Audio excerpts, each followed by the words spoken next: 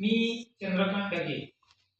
निश्चित स्वरूपात आपल्या सर्वांना माहिती आहे की गेल्या विधानसभेची निवडणूक पार पडलेली आहे आणि विधानसभेच्या निवडणुकीमध्ये निश्चित स्वरूपात की राजसाहेबांचे जे उमेदवार होते ते उमेदवार एक एक देखील उमेदवार आलेला नाहीये. तर निश्चित स्वरूपात मला आता आज त्याच्यावरतीच बोलायचं आहे, म्हणूनच मी या ठिकाणी आलोय.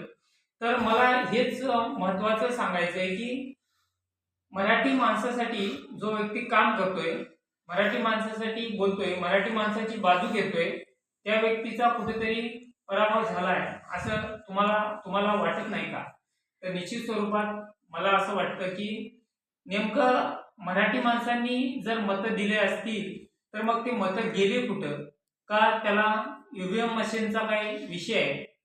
त्या संदर्भात आता मला नेमकं त्याबद्दल काही बोलता येणार नाही किंवा मला त्याबद्दल काही माहिती नाही. परंतु माझं स्पष्ट म्हणणं आहे की सन्माननीय राजसाहेब हे मराठी लोकांसाठी काम करतायत, मराठी माणसासाठी काम करतायत आणि जर त्यांचे उमेदवार एकही येत नसतील तर त्यांच्याकडे सगळे लोक प्रश्न घेऊन तुम्ही जातायच कसे? मग मराठी भाषेचा मुद्दा असेल तो पहिल्यापासून राजसाहेबांनी उचलून आजपर्यंत धरलाय, हे तर आम्हाला सगळ्यांना मान्य करावंच लागणार. 2008 मला वाटते 2008च इसवी सन 2008 मध्ये जे रेल्वेमध्ये भरती होत नव्हती ती भरती त्याची जाहिरात मराठी मुलांची भरती होत नव्हती आणि त्याची जाहिरात मराठीमध्ये प्रसिद्ध केली जात नव्हती. तर ती जाहिरात सन्माननीय मला वाटते की राजसाहेबांनीच ती जाहिरात मराठी भाषेत द्यायला लावली होती. त्यावेळेसचे रेल्वे मंत्री मला वाटते ममता बॅनर्जी या होत्या त्यांना, आणि त्या रेल्वे मंत्र्यांना सांगितलं त्यांनी असं की त्या ठिकाणचे स्थानिक जे लोक आहेत त्यांना सुद्धा नोकऱ्यांमध्ये प्राधान्य दिलं गेलं पाहिजे. हे राजसाहेबांचं कर्तृत्व तुम्ही मराठी माणसांनो विसरलात की काय? हे आम्हाला विसरून चालणार नाही. दुसरी गोष्ट, मराठी भाषेला अभिजात भाषेचा दर्जा मिळाला ते म्हणजे राज ठाकरेंमुळेच आणि राजसाहेबांच्या मनसेमुळेच. तर तुम्ही हे एवढ्या लवकर विसरलात का? मराठी भाषेला अभिजात भाषेचा दर्जा हे आताच मिळालाय तर तुम्ही एवढ्या लवकर विसरलात का?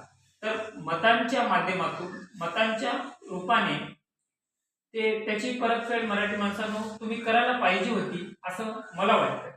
मी कुठल्याही पक्षाचा कार्यकर्ता नाही, मी कोणाचं इथं समर्थन करत नाही, परंतु मराठी माणसासाठी लढणारा एकमेव नेता म्हणजे राजसाहेब ठाकरे. आणि विशेषतः म्हणजे दूरदृष्टी असलेला नेता म्हणजे राजसाहेब ठाकरे. त्याचंही मी तुम्हाला इथं उदाहरण देतोच. असं विनाकारण मी म्हणत नाही की दूरदृष्टी असलेला नेता आहे म्हणून. आम्ही ज्या वेळेला पुण्यामध्ये सभेला एका ठिकाणी आम्ही जाऊन बसलो होतो, काही 7-8 अंध विद्यार्थी होते आणि आम्ही जाऊन बसलो होतो, तर राजसाहेबांनी कुठून बघितलं की आणि काय नाही ते त्यांनाच माहिती. परंतु त्यांनी त्या ठिकाणी पहिल्यांदा स्टेजवर गेल्यानंतर त्यांनी सांगितलं की इथं काही अंध विद्यार्थी आलेले आहेत आणि त्यांना स्टेजवरती घेऊन या. तर आम्हाला त्यावेळेला मी पण होतो त्याच्यामध्ये, परंतु आम्हाला स्टेजवरती बोलून घेतलं म्हणजे आज राज ठाकरेंचं समर्थन करावं असाही त्याचा अर्थ नाही.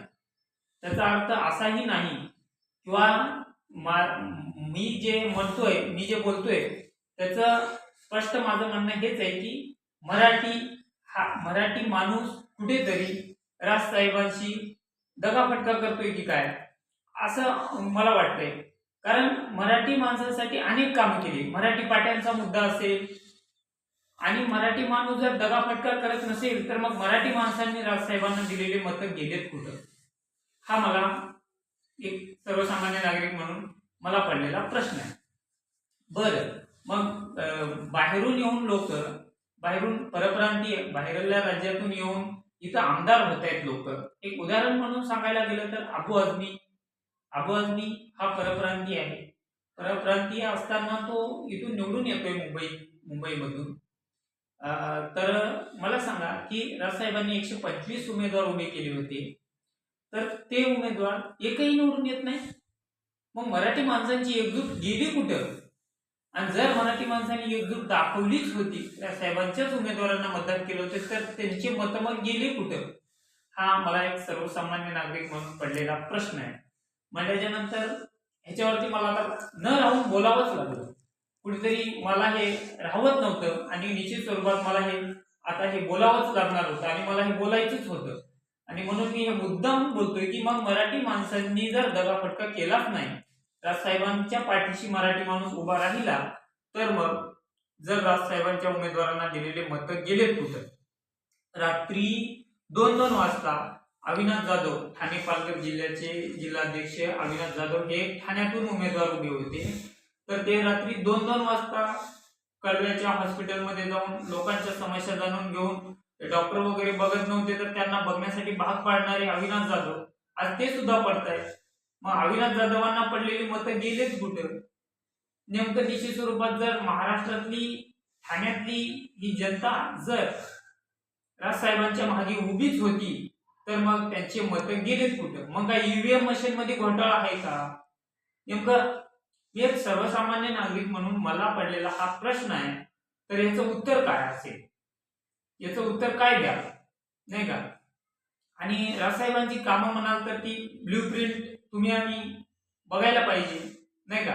आणि ते ब्ल्यूप्रिंट मध्ये मांडलेला जो आराखडा आहे राजसाहेबांनी, तो आपण एकदा स्पष्ट केला पाहिजे. त्यांनी जाहीरनामा जो जाहीर केला होता, नाही का, ते जाहीरनामा देखील आपण बघायला पाहिजे होता.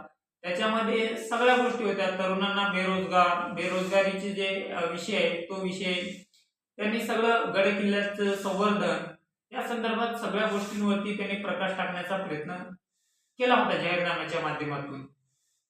दिव्यांगांना सुद्धा महाराष्ट्र नवनिर्माण सेनेने भरपूर मोठ्या प्रमाणात मदत केलेली आहे. त्याचं एक उत्तम उदाहरण म्हणजे दिव्यांगांचे जे डिग्री सर्टिफिकेट असतात, त्या डिग्री सर्टिफिकेट काढण्यासाठी अनिकेत मुरकुटे म्हणून बानेरचे उपशाखा अध्यक्ष